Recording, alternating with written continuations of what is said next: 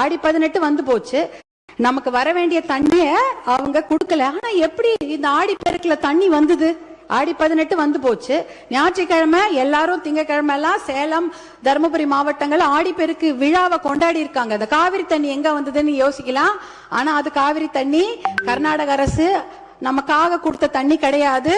கேரளால வயநாட்டுல பயங்கரமா மழை பெஞ்சுது.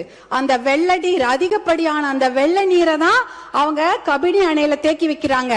அந்த தண்ணி கபினி டேம் ஃபில் ஆயிடுச்சு. ஃபில் ஆனதுனால வேற வழி இல்லாம தான் தண்ணி, உபரி நீர், வெள்ள நீர் தான் நமக்கு திறந்து விட்டுருக்காங்க.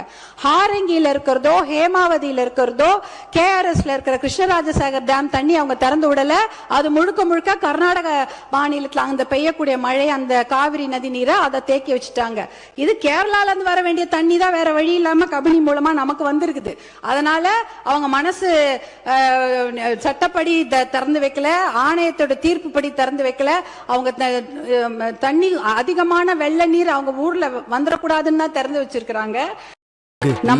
அந்த 3 idiots இப்ப பேச சொல்லு பங்கு. யோ இப்பவாது 2 வார்த்தை பேசுங்கய்யா.